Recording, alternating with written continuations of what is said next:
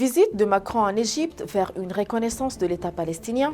Sous haute tension diplomatique, Emmanuel Macron s'est rendu au Caire pour tenter d'influer sur l'une des crises les plus meurtrières du XXIe siècle.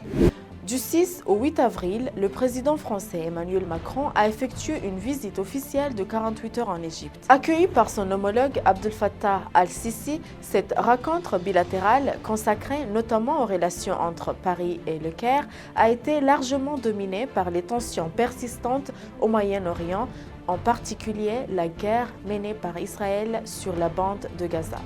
Le roi Abdallah II de Jordanie a également pris part à cette rencontre tripartite. Macron considère l'Égypte et la Jordanie comme des acteurs clés dans la résolution du conflit israélo-palestinien. Le chef de l'État français a condamné la reprise des frappes israéliennes, réaffirmé son soutien au peuple gazaoui, à la reconstruction de Gaza, à la facilitation de l'entrée de l'aide humanitaire ainsi qu'à l'instauration immédiate d'un cessez-le-feu. Il a également souligné l'importance de garantir la sécurité d'Israël et la libération des otages israéliens.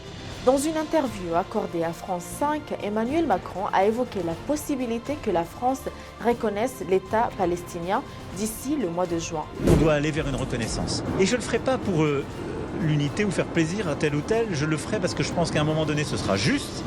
Mais les déclarations du président français ont rapidement suscité un tollé chez certains alliés de Tel Aviv. Le Premier ministre israélien Benjamin Netanyahou a immédiatement réagi, affirmant que la France commettrait une grave erreur en reconnaissant l'État palestinien. Jean-Paul Chagnolo, spécialiste du Moyen-Orient, a salué la position de Paris tout en appelant à une réflexion équilibrée et a souligné l'importance de penser à la sécurité de Gaza comme on le fait pour celle d'Israël.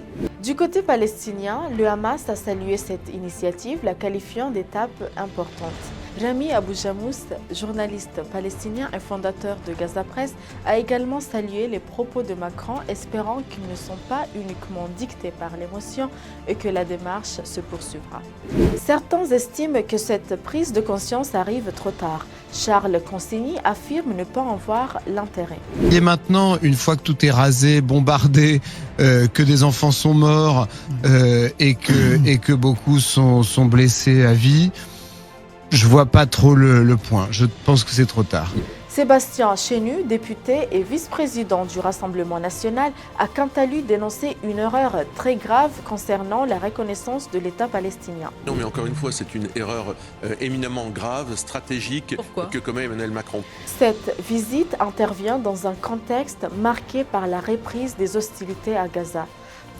Depuis le 18 mars 2025, Israël a relancé ses opérations militaires violant le cessez-le-feu en vigueur. Ces attaques ont causé la mort de plus de 1500 Palestiniens, portant le bilan total à plus de 50 000 morts depuis le début du conflit en octobre 2023. La majorité des victimes sont des civils, notamment des femmes et des enfants. Alors que les morts s'accumulent à Gaza, la diplomatie française semble amorcer un virage, mais reste encore très loin du consensus.